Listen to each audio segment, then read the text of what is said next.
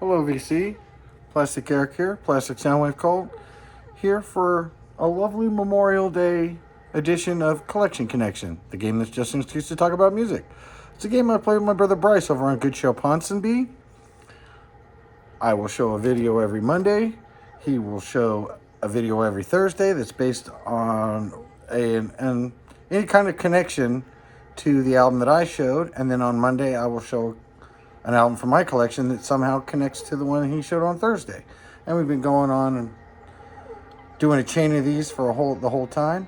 And you guys get to guess what the connection is.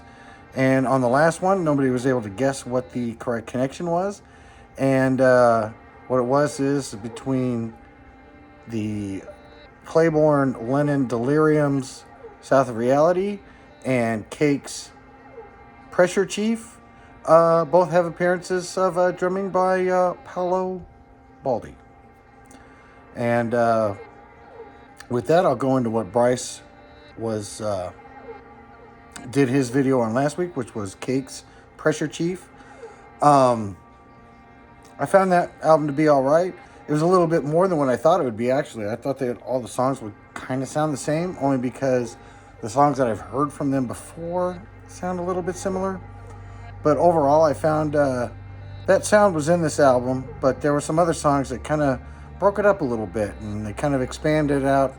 One song, I think it's called Carbon Monoxide, was a little bit on the punky side. And so overall, I enjoyed it. And Ravi here, he enjoyed it as well. And so with that, let's get into what I connected it to.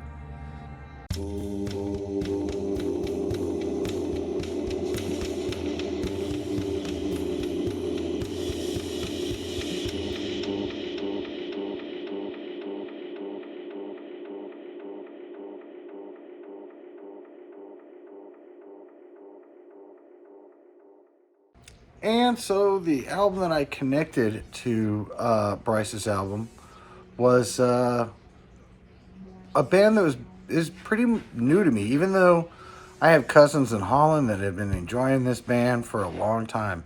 I remember it was very popular amongst the Dutch people whenever we'd go to visit. And I never really got into them until recently.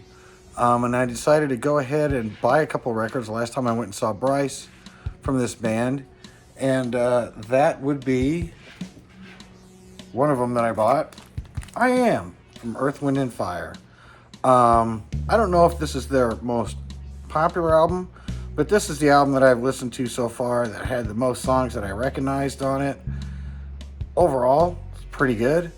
It's kind of like, the other album that I got from them, which was Open Our Eyes, has a definite like jazz and funk kind of influence, and I feel like this has more of like a jazz and disco sort of influence in it.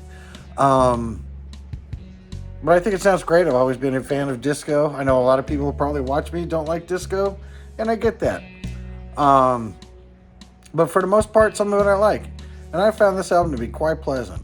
The songs on here that were well known was After the Love Is Gone. I mean, come on. That's such an emotional song.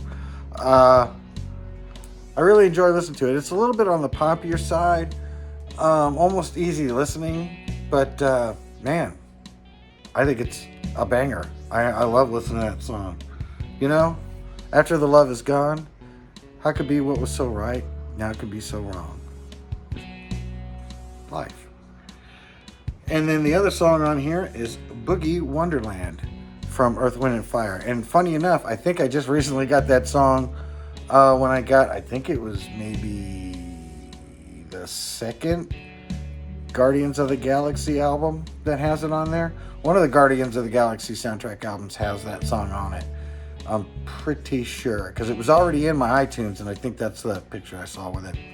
And so, yeah, you get a chance, listen to some Earth, Wind, and Fire. Some great soul, disco, jazz, all kind of mixed up into one. I mean, these guys also went on to work with some other people too. Probably most notably Phil Collins. Any of the jazz that you hear in there is the jazz section from these guys. I believe it was started from the drummer from the Ramsey Lewis trio, went on to form these guys. Not sure what his name is, but I will try to. There we go. So, with that, I wonder if you can figure out